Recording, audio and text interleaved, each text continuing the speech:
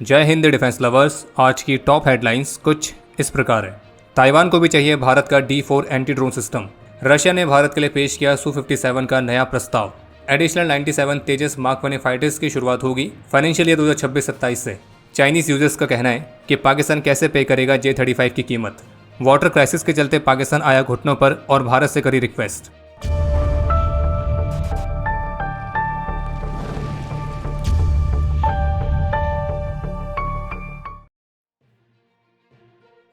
Latest reports के मुताबिक operation सिंदूर के दौरान भारत के स्वदेशी एंटी ड्रोन सिस्टम्स की कैपेबिलिटीज़ को देखने के बाद अब ताइवान ने भी ऑफिशियली भारत के D4 एंटी ड्रोन सिस्टम की खरीद के लिए भारत को अप्रोच किया है। ये जो D4 एंटी ड्रोन सिस्टम है इसे DRDO ने स्वदेशी तौर पर विकसित किया है और इसकी मैन्युफैक्चरिंग भारत इलेक्ट्रॉनिक्स लिमिटेड द्वारा की गई है। और दुश्मन ड्रोन्स को न्यूट्रलाइज करने के लिए इसमें सॉफ्ट किल और हार्ड किल दोनों ही तरह की कैपेबिलिटीज़ आती हैं। और जबकि हार्ड किल कैपेबिलिटी के लिए इसमें laser directed energy weapon systems का इस्तेमाल किया गया है और 5 किलोमीटर के रेडियस पर ये दुश्मन ड्रोन्स को अपनी सॉफ्ट किल कैपेबिलिटीज़ की मदद से जैम करके एलिमिनेट कर सकता है। वहीं इसके 1 किलोमीटर के रेडियस में आने पर यह दुश्मन ड्रोन को अपनी लेजर वेपन जैसी हार्ड किल कैपेबिलिटी से न्यूट्रलाइज करता है। और ऑपरेशन सिंदूर के दौरान पाकिस्तान के स्मॉल UAVs को न्यूट्रलाइज करने में इसने भी महत्वपूर्ण भूमिका निभाई थी। एक तरफ जहां भारत का अपना खुद का 5th generation fighter jet MCA पूरी तरह से ऑपरेशनल होने में लगभग 10 वर्ष पीछे है, वहीं दूसरी तरफ पाकिस्तान की तरफ से क्लेम किया गया कि चीन ने पाकिस्तान को 40 5th जनरेशन के J-35 फाइटर्स ऑफर करे हैं। और जैसे कि Janes.com के साथ बातचीत में पाकिस्तानी गवर्नमेंट ऑफिशियल का ये भी कहना था कि कुछ ही महीनों के अंदर जो चीन है वो पाकिस्तान के लिए J-35 की डिलीवरी स्टार्ट करेगा। तो अब इन सभी रिपोर्ट्स के बीच डिफेंस कम्युनिटी में एक डिबेट फिर से स्टार्ट हो गई है कि जब तक कि भारत का खुद का 5th generation fighter jet MCA operational नहीं हो जाता है तो तब तक उस गैप को फिल करने के लिए क्या भारत को दूसरी कंट्री से 5th generation fighters limited numbers में इंपोर्ट करने पर विचार करना चाहिए या नहीं। और अगर करना चाहिए तो फिर भारत के सामने 2 बड़े ऑप्शंस हैं, या तो अमेरिका का F-35 या फिर रशिया का Su-57। और अब इसी बीच रशियन मीडिया की तरफ से एक रिपोर्ट देखने को मिली है जिसके मुताबिक रशिया ने भारत के लिए अपने 5th generation fighter jet Su-57 के एक्सपोर्ट वेरिएंट Su-57E की खरीद और जॉइंट प्रोडक्शन वाले फ्रेमवर्क के अंडर ही और भी इन डेप्थ टेक्निकल कोऑपरेशन का प्रस्ताव पेश किया है। और इसी रिपोर्ट के मुताबिक Russian firm United aircraft corporation यानी कि UAC ने 4 जून को Su-57E फाइटर जेट्स की सप्लाई के लिए अपने इस अपडेटेड प्रपोजल के साथ HAL को अप्रोच किया था। और अब इस नए प्रस्ताव में रशिया भारत में Su-57E के प्रोडक्शन के मामले में जो स्थानीय कंटेंट की मात्रा है उसे बढ़ाकर पेश करने के लिए तैयार है। और इस बात की उम्मीद है कि Su-57E के जो डिवाइसेज हैं, यूनिट्स हैं और अदर कंपोनेंट्स हैं जिन्हें भारत स्वतंत्र रूप से प्रोड्यूस कर सकता है, तो इस लिस्ट को और भी एक्सपेंड किया जा सकता है और इसके लिए रेलिवेंट टेक्नोलॉजीज भी भारत को ट्रांसफ़र की जाएगी। लेकिन ये एक ही कंडीशन के साथ आता है कि इस कॉन्ट्रैक्ट को मजबूती से अंतिम रूप दिया जाए। और इसके अलावा जो रशिया है वो Su-57E में इंडियन सिस्टम्स को इंटीग्रेट करने में मदद करने के लिए भी तैयार है, जिसका मतलब ये होगा कि भारत अपने खुद के हथियार इस Su-57E फाइटर जेट में इस्तेमाल कर पाएगा, जैसे कि अस्त्र मिसाइल, गौरव गाइडेड बॉम्ब्स और रुद्रम एंटी रेडिएशन मिसाइल। हालांकि ऐसी भी रिपोर्ट्स है कि अमेरिका भी भारत को F-35A फाइटर जेट के जॉइंट प्रोडक्शन का ऑफर देने की तैयारी कर रहा है। लेकिन जहाँ तक अमेरिका का पास रिकॉर्ड रहा है और जिस हिसाब से US लीडरशिप की करंट कंडीशन चल रही है, तो उसको देखते हुए इस बात की संभावना बेहद ही कम है, या यूँ कहें ना के बराबर है, कि इस जॉइंट प्रोडक्शन में भारत को जिस तरह की रिक्वायरमेंट होगी वो अमेरिका कभी भी फुलफिल करने वाला है, खासतौर पर F-35 में अधिक से अधिक स्वदेशी कंटेंट के शामिल करने वाली कंडीशन। और इसलिए रशिया का Su-57E को लेकर जो नया प्रपोजल है तो ये ज़्यादा कॉम्पिटिटिव दिखता है, क्योंकि रशिया Su-57E में भारत के अधिक से अधिक स्वदेशी कंटेंट को शामिल करने के लिए एग्री कर रहा है। और वैसे तो भारत को अपने खुद के 5th जनरेशन फाइटर जेट को जितना जल्दी हो सके उतना जल्दी ऑपरेशनल करने पर काम करना चाहिए। लेकिन फिर भी अगर बात है 5th जनरेशन के गैप को फिल करने की, और वो भी कुछ लिमिटेड फॉरेन फाइटर्स की मदद से, तो अभी तक तो Su-57E का ही प्रस्ताव भारत के पक्ष में सबसे ज़्यादा दिख रहा है। मनी कंट्रोल की रिपोर्ट के मुताबिक, जिसमें सीनियर गवर्नमेंट ऑफिशियल्स के हवाले से बताया गया है कि HAL से एडिशनल 97 तेजस मार्क 1 फाइटर जेट्स को खरीदने वाली जो योजना है तो वो फाइनेंशियल ईयर 2026-27 से ही स्टार्ट होने की उम्मीद है। लेकिन अब इस योजना में एयरक्राफ्ट की जो पर यूनिट कॉस्ट है वो बढ़ गई है, जिसका कारण एयरक्राफ्ट के अमेरिका से इंपोर्टेड इंजन से जुड़ी हुई फॉरेन एक्सचेंज की अस्थिरता है। और ये पूरी परियोजना लगभग 4 से 5 वर्षों का समय लेगी, जिसमें एयरक्राफ्ट की पर यूनिट कॉस्ट रहेगी 600 करोड़ रुपीज़। बाकी तेजस मार्क 1 में जो स्वदेशी कंटेंट की मात्रा है वो 50% से 60% तक बढ़ चुकी है और इसे और भी बढ़ाए जाने पर काम चल रहा है।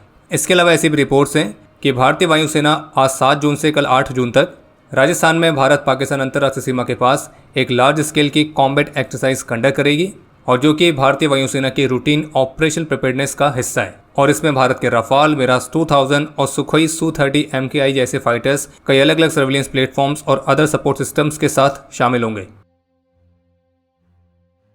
इकोनॉमिक टाइम्स के साथ बातचीत में फ्रेंच सोर्सेस के हवाले से बताया गया है कि कैसे रफाल फाइटर जेट्स के खिलाफ एक targeted disinformation operation launch किया गया था और जिसके तहत रफाल की रेपुटेशन को खराब करने के लिए फेक न्यूज़ और वीडियो सर्कुलेट की जा रही थी। और इस कैंपेन में चीन और पाकिस्तान दोनों ही सक्रिय रूप से शामिल थे। और इसी कैंपेन के माध्यम से जहां एक तरफ रफाल की इमेज को खराब करने की योजना थी, वहीं दूसरी तरफ भारत और फ्रांस की पार्टनरशिप को भी डिस्क्रेडिट करने का प्रयास किया गया था।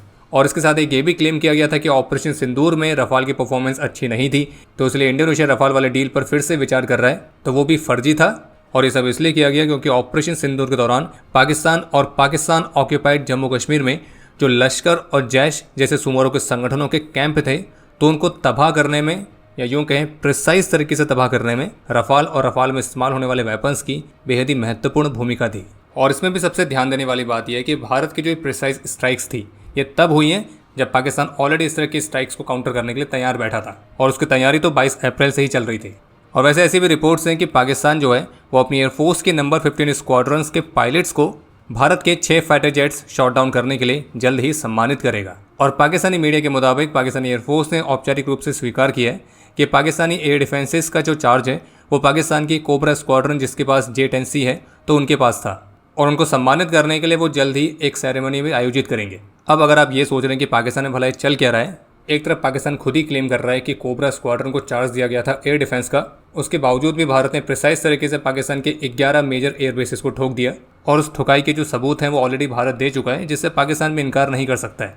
पाकिस्तान ने भारत के जेट्स गिराए जरूर हैं, लेकिन वो सोशल मीडिया पर गिराए गए हैं। पर सोशल मीडिया में जेट्स गिराने के लिए पाकिस्तान अपने एयरफोर्स के पायलट्स को सम्मान दे रही है, तो उसका सबसे बड़ा कारण यही है कि जब ऑपरेशन बनियान में बुरी तरह से फेल होने के बाद, 11 एयर बेसिस को खोने के बाद, जैश और लश्कर के सैकड़ों सुअरों के होरिफिकेशन के बाद, मल्टीपल एरियल एसेट्स खोने के बाद फिर भी पाकिस्तानी आर्मी चीफ को फील्ड मार्शल में प्रमोट कर दिया गया।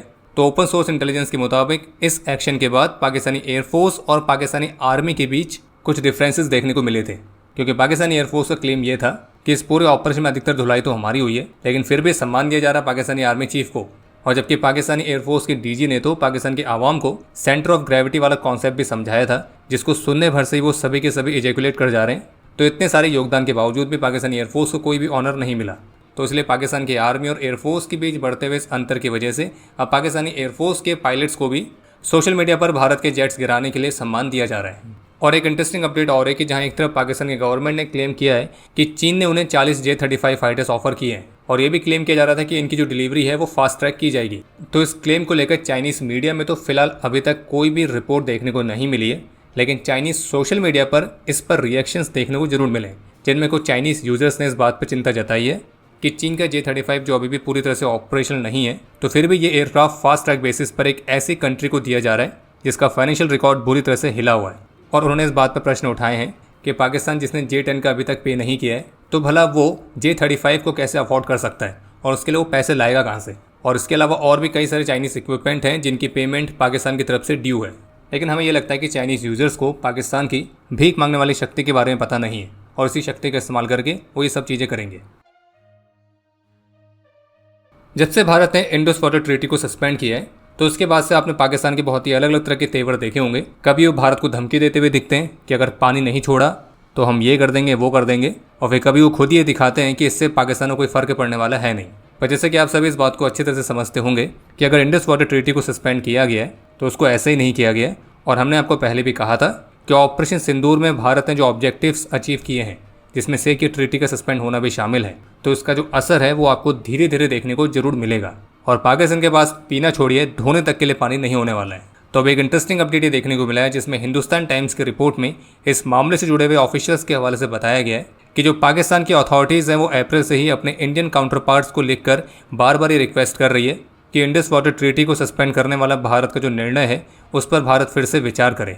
और पाकिस्तान के वाटर रिसोर्सेज सेक्रेटरी ने भारत के जल शक्ति मिनिस्ट्री को इससे संबंधित टोटल 4 लेटर्स भेजे हैं और जिसमें उन्होंने इस ट्रीटी को लेकर भारत के निर्णय को रिव्यू करने का आग्रह किया है। हालांकि ये जो लेटर्स हैं ये एग्जैक्टली कब भेजे गए थे तो ये फिलहाल अभी तक स्पष्ट नहीं है, लेकिन ये जरूर बताया गया कि इन 4 में से 3 लेटर्स ऑपरेशन सिंदूर के बाद लिखे गए हैं और बाकी पाकिस्तान तो यही क्लेम कर रहा है कि भारत इस ट्रीटी को एक तरफा तरीके से सस्पेंड नहीं कर सकता है और ये इस पैक्ट के प्रोविजंस का उल्लंघन है।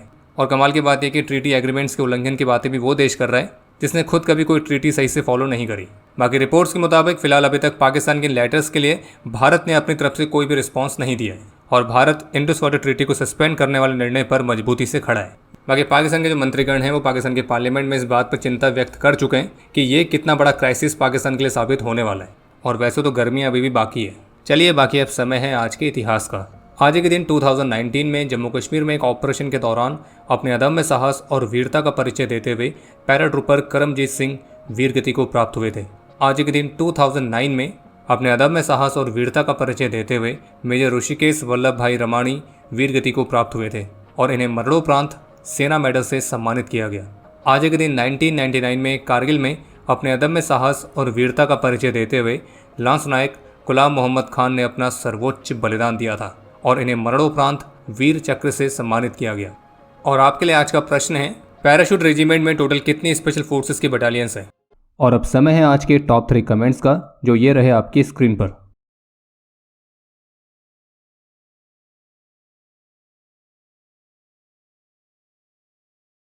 उम्मीद है आपको आज का एपिसोड पसंद आया होगा।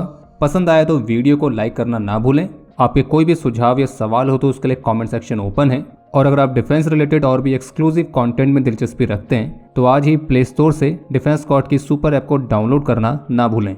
और अगर आप चैनल पर पहली बार आए हैं तो squadron.in पे जाके हमारे नए डिज़ाइंस को भी चेकआउट जरूर करें।